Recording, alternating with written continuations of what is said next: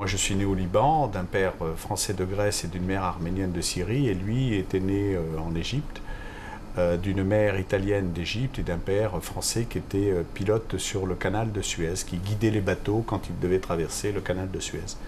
À partir de là, on a sympathisé fortement.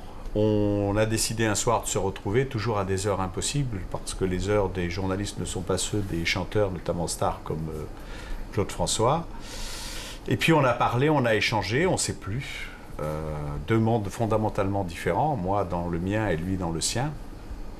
Il vivait un peu comme un vampire, hein, c'est-à-dire qu'il aimait la nuit, il ne se couchait qu'au petit matin. Il avait même une certaine crainte de la nuit, puisque je me souviens que sur son lit de mort, Kathleen, qui était la fille l'américaine qui vivait avec lui à cette époque, lui tenait la main pratiquement toute la nuit. Il y avait une bougie qui brillait pas loin de son lit, et elle expliquait qu'elle devait lui tenir la main parce qu'il n'aimait pas la nuit.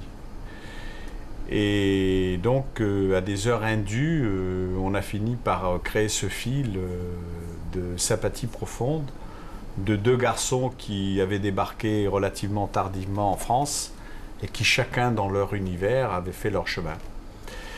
Et là, il s'est créé un besoin, le besoin de trouver une rédactrice en chef pour son magazine, qu'il animait lui-même, parce que c'était un homme assez éclectique, Claude François, qui s'intéressait à beaucoup de choses, non seulement au jardinage, mais aussi à l'information, et qui savait formidablement monter en épingle tout ce qui le concernait et tout ce qui s'agitait autour de lui, c'est-à-dire une sorte d'idolâtrie de son personnage, de ses chansons, de son univers et de sa vie particulière. Et j'étais à l'époque avec Geneviève Leroy, qui va devenir sa rédactrice en chef. Donc, si vous voulez, ce qui a été d'abord une sympathie profonde entre deux garçons issus du même univers particulier de l'Orient, est devenu presque une sorte d'amitié, je ne dis pas parentale, parce que nous n'étions pas parents, mais nous aimions la même bouffe, nous aimions le même univers, nous étions familiers de la syntaxe arabe. Lui parlait beaucoup mieux que moi l'arabe, moi je le comprenais aussi suffisamment pour de temps en temps créer un jardin particulier entre nous, une complicité. Voilà comment s'est noué les fils entre Claude François et moi-même. L'univers du moulin se divisait en deux. Il y avait les invités particuliers qui changeaient au fur et à mesure des besoins et des nécessités de l'époque. Il avait de temps en temps, il invitait même des conseillers politiques, parce qu'il avait besoin d'un numéro de la commission paritaire pour ses journaux. Et donc il invitait le conseiller du ministre de l'Intérieur, à l'époque c'était le conseiller de Michel Poniatowski qui était ministre de l'Intérieur, donc André Mousset. Et puis il invitait toujours aussi quelques jeunes mannequins de son agence de mannequins, qui étaient là pour non seulement la décoration, parce que quelques-unes d'entre elles étaient assez relativement informées, qui s'intéressaient au monde, étaient particulièrement jolies, bien sûr. Alors, en général, ces gens-là, ces invités, soit de ces maisons, que ce soit de mannequins, que ce soit de la rédaction Buffet du Coca-Cola, hein. Et puis les autres, eh bien, les autres partageaient son goût pour la cave à vin, car il avait une cave de près de 10 000 bouteilles, extraordinairement achalandée. Et comme toujours, il exerçait avec passion, si vous voulez, ces quelques pôles d'intérêt. Le vin, le jardin, car c'était un jardinier, qui avait tout l'attirail du jardinier. Il y a quelques films en Super 8 qui existent encore, où il est avec son sécateur, avec son petit arrosoir, avec ses sabots, il soigne les magnolias, qui était juste à l'entrée du moulin. Et puis, tout le reste, jardin un peu à la française, un peu ordonné d'un côté et désordonné de l'autre. Il aimait bien ce mélange.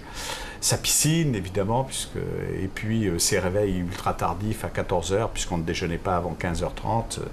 On s'endormait, il était 4h du matin, après avoir vu le pont de la rivière Kwai ou je ne sais quoi, etc. Et puis on se retrouvait dans le salon à déjeuner avec évidemment des plats absolument fastueux, il y en avait de partout, c'était le vizir oriental, hein, Claude François. Et donc il y avait du hummus, du babaranouche, du kebbeni, c'est-à-dire tout ce qui est particulier à ce qu'on appelle la cuisine orientale et notamment libanaise, fait par un cuisinier d'origine égyptienne qui s'adressait uniquement qu'en arabe. Et puis tous ceux d'entre nous, Français d'Orient, qui étions là et qui partageaient avec délice tous ces goûts, arrosés d'un vin qui en général ne se mariait pas très bien avec l'huile de palme, avec tous les ingrédients qui font l'aubergine, le pois chiche, qui est la base de tous ces mets orientaux, et puis le reste qui était la brochette ou alors le plat typiquement européen, occidental, que goûtaient du bout des lèvres quelques mannequins délicats, accompagnés de quelques invités européens, français, etc. Et au milieu de tout ça, il y avait Choufa, sa mère, qui était là, qui à partir de 20h regardait toutes les émissions de variété, qui faisait toujours semblant de dormir, qui de temps en temps ouvrait un œil et disant d'une chanteuse ou d'un chanteur « Elle est moche, elle a les jambes arquées ». Et alors là, au bout de 2 ou 3 remarques, Claude s'énervait particulièrement et commençait à l'apostropher en disant « Mais regarde comment tu m'as fait, j'ai une voix de crécelle, je suis petit, j'ai les jambes arquées. Et avec ça, je suis devenu une star. Est-ce que tu sais que c'est grâce à moi que je suis devenu une star ?» Choufa a refermé ses 2 yeux en disant « Tu es quand même mon fils, c'est moi qui t'ai fait. » Et voilà, il y avait un dialogue impossible et en même temps très familial, d'amour mutuel pour cette femme qui était une joueuse invétérée, qui jouait quasiment sa chemise au jeu, lui qui lui interdisait absolument tout, qui lui coupait tout, mais qui était sa mère parce qu'il l'adorait, et elle en bonne italienne d'Orient en plus, c'est-à-dire l'exagération du nord de la Méditerranée, l'Italie, et du fond de la Méditerranée, l'Égypte. Alors vous voyez ce que ça peut donner, cocktail explosif. Et donc nous on s'amusait de tout ça, on se régalait de tout ça. Ces excès me faisaient marrer, si vous voulez, jusqu'à un certain point. Hein? Et c'est vrai que c'est ce qui nous séparait, parce que sans doute j'avais moins de poésie, si vous voulez, que lui, et puis j'avais pas un foutu caractère comme il avait, parce qu'il avait un sale caractère, hein, quand même, il fallait pas le contrarier, Claude François. Moi je fais un peu la profession de contrariant, hein. Je suis pas, à travers mes émissions, un flatteur né, non? Bon, donc c'est ce qui l'attirait, et c'est ce qui parfois faisait qu'il me rejetait, et vice-versa, et qu'on ne se voyait pas pendant 15 jours, 3 semaines, puis il m'envoyait un mot, t'es fâché, et je lui répliquais, est-ce que t'es fâché, toi? Un peu comme des mômes, quoi. Non, je suis plus fâché. Et alors, arrivé dans l'après-midi, un petit meuble, un petit Chesterfield anglais qu'il avait acheté, alors il faisait un cadeau à Geneviève, parce que Geneviève un jour avait démissionné, parce qu'elle ne le supportait plus. Parce qu'à 3h du matin, parce qu'il n'était plus d'accord sur un titre, parce que vous savez qu'il envoyait des notes de service en permanence. Il les enregistrait dans un dictaphone, il fallait les taper le lendemain, et c'était le délire le plus fantastique. Bon. Et voilà comment il se réconciliait, parce qu'au fond, il avait le culte de l'amitié, quoi. Bon, c'était un oriental, quand même, jusqu'au bout des ongles. Et donc, on faisait ce footing, et souvent, il m'interrogeait en disant, mais Charles, explique-moi, pourquoi il y a des légendes qui tournent autour de moi? Par exemple, pourquoi on dit de moi que j'ai eu un problème dans le bois de Boulogne et tout? Je lui dis, mais parce qu'il est vraisemblable qu'autour de toi, et toi-même tu y participes, tu crées des légendes de ce type, afin que les journaux qui sont spécialisés dans ce type de rumeurs s'alimentent ou s'auto-alimentent. Tu sais bien tout ça, tu ne vas pas me raconter des conneries. Tu sais très bien que entre les impresarios, tes agents et tes machins, vous montez toujours des coups. Tu es toujours pratiquement moribond, on te sort sur un brancard, tu es quasiment au bord de la morgue, tu ne l'es plus. Connais votre cinéma, tout ça. Il me dit, mais je t'interdis de parler comme ça. Je t'interdis de parler comme ça. Il continue à courir. On ne se parlait pas à ce moment-là, puisqu'il m'interdisait de parler, donc moi je boudais. Alors je fermais ma gueule. Et puis au bout de 300 mètres, parce qu'il courait vite, le salaud, c'était un vrai athlète, il fallait le suivre. Moi je ne suis pas un grand spécialiste du footing, sincèrement j'ai horreur de ça. Hein. Bon, mais à l'époque je courais un peu mieux que maintenant. Finalement on se réconciliait et je me souviens qu'à l'issue d'une conversation de ce type, il va créer une chanson que j'aime beaucoup, puisqu'il me dira toujours, mais écoute, je suis un mal-aimé. Pourquoi je suis un mal-aimé? Et moi, avec étonnement et stupeur, je verrai 2-3 mois plus tard, avec son complice Bourter, sortir Le Mal-Aimé, très jolie chanson d'ailleurs, et qui lui va très bien, parce qu'il dit ce qu'il pense qu'on pense de lui. Yaoundé, au stade de Yaoundé, 65 000 personnes, incroyable. La moitié n'a pas payé, passe par-dessus les trucs et tout, etc. C'est un bordel extraordinaire. Claude ne veut pas monter sur scène tant que sa première partie, où il y avait le saxophoniste Manu Dibango, n'était pas payé. Finalement, les organisateurs paient Manu Dibango, je suis là. On a 1h30 de retard. Il n'est pas encore sorti de son hôtel, qui était sur le Mont Févé. Le stade est quand même vachement loin. Et la foule commence à gronder. Il y a dans ses assistants un garçon qui va faire un tube un peu plus tard, qui a des petites lunettes, qui s'appelle Tim Sit. Tim Sit vient me voir et me dit « Charles, tu es un journaliste politique ?» Je dis « Je suis un journaliste de faits divers. Charles, il faut que tu montes sur scène, il faut que tu les calmes. C'est pas possible. D'ailleurs, ta femme, elle est prise en otage par les mecs. » Alors, moi, je rigole un peu, je dis prise en otage. Je monte sur scène et ma femme était prise 200 mètres plus loin par des mecs en disant « S'il n'arrive pas, il vient pas chanter tout de suite, on casse tout. » Et je commence à leur raconter la véritable histoire. Alors je fais un véritable discours, et puis finalement, il arrive.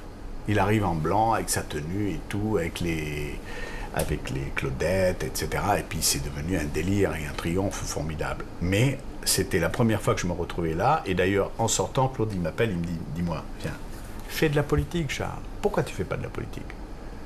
Voilà, ça s'est fini comme ça, c'est le souvenir que j'ai de cette tournée au Cameroun, mais je me suis dit que je n'irai plus avec lui en tournée. Parce que c'est un autre monde, c'est pas un monde rationnel, c'est un monde irrationnel, ce monde-là, qui obéit à des règles qui sont leurs règles, mais qui ne sont pas les nôtres. La dernière fois où j'ai parlé avec Claude François, c'est à peu près 2 heures avant sa mort au téléphone, puisqu'il nous attendait pour le Moulin. Il venait de se réveiller, il était en retard déjà, puisqu'il devait aller, je crois, il rentrait de Suisse, il était rentré avec un avion privé, il était relativement fatigué, de toute façon il se levait jamais tôt. Il devait aller enregistrer un tour pour Michel Drucker, hein, si mes souvenirs sont bons. Et il nous a dit, bon, tu viens, ça va, t'es pas énervé, t'as pas de boulot, il n'y a rien qui se passe. Non, mais tu sais que demain, c'est les législatives. Hein, vous saviez qu'après une condamnation fiscale, il ne pouvait pas voter. Il en avait d'ailleurs ressenti un sentiment de frustration et d'exclusion assez fort. Il faut se rappeler de ça. Voilà la dernière fois où j'ai entendu sa voix. Eh bien, dans l'après-midi, je vais à Europe 1, j'arrive à la rédaction et Pierre Lescure, qui préparait les journaux de 18h, des journaux du soir, à l'époque il était à Europe 1, Pierre, me dit, écoute Charles, s'adresse d'abord à Geneviève d'ailleurs, puisque Geneviève est la rédactrice en chef de Podium, écoute, j'ai un appel au téléphone rouge qui prétend que Claude François est mort. C'est le 3e appel qui vient toujours de la même source. Moi, j'en ris, sincèrement, quand on me le dit. Je prends ça par-dessus la jambe, parce que le nombre de rumeurs, le nombre de fausses nouvelles autour de Claude François sont quand même nombreuses. Même si, dans un coin de mon cerveau, s'allume une petite lampe, car il ne faut pas oublier qu'il avait été victime d'un attentat sur l'autoroute. Donc, je me suis dit, bon, on ne sait jamais, il a peut-être été, je ne sais pas, victime d'une agression, un truc comme ça, mais bon... je dis à Pierre Lescure et à Geneviève qui s'en étonne aussi, mais tu peux me montrer les fiches du téléphone rouge, d'où viennent les appels, parce qu'en général, les auteurs de ces coups de fil appellent pour le plaisir de l'information aussi, mais pour toucher la prime du téléphone rouge, qui était de 500 francs à l'époque. Et c'est toujours le même numéro de téléphone. Et chose extraordinaire, c'est que c'est le numéro de téléphone de Claude. Bagatelle 0909. Alors là, c'est quand même assez intriguant, assez... ça crée, si vous voulez, une sorte de souci. J'appelle immédiatement par l'interphone le garage et je demande si le motard de TF1 avec moto émettrice est là, Dominique Fillon.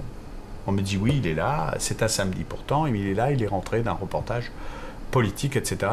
Et je demande, est-ce qu'il peut me suivre? Je pars avec ma voiture, boulevard Excel-Manche. Et donc on y va, et là je vois un camion des pompiers, un SAMU, etc. Donc je commence à prendre ça au sérieux, mais espérant que ça n'était que, si vous voulez, un accident ou un incident qui n'avait pas d'issue fatale.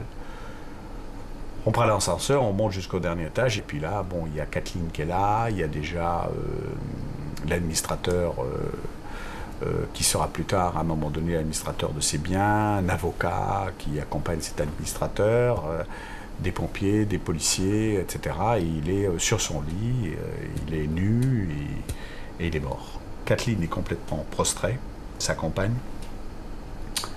On me raconte vaguement comment ça s'est passé et je redescends, je prends le micro, je suis en direct sur l'antenne d'Europe 1 et je relate les derniers moments de Claude François, les raisons pour lesquelles, rentrant dans sa salle de bain, il va s'électrocuter, appelant tout d'abord au secours Kathleen et finissant comme il a fini, avec une sorte de rictus en forme de sourire. D'ailleurs, c'était assez...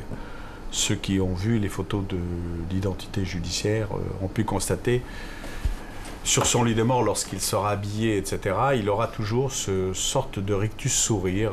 Je ne sais comment le définir, si c'est un rictus ou si c'est un sourire. Je dirais plutôt un sourire pour garder une image positive de Claude.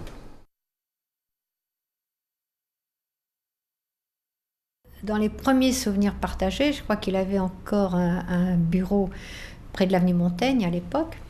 Et avec Roger Crécher, on était allé pour écouter, je crois que c'est un soir de 68, des disques chez lui. Et on est arrivé, il était mais fou de joie, d'excitation, de bonheur. Et il venait d'apprendre que Sinatra, sur une proposition de Paul Anka, allait enregistrer, comme d'habitude, My Way.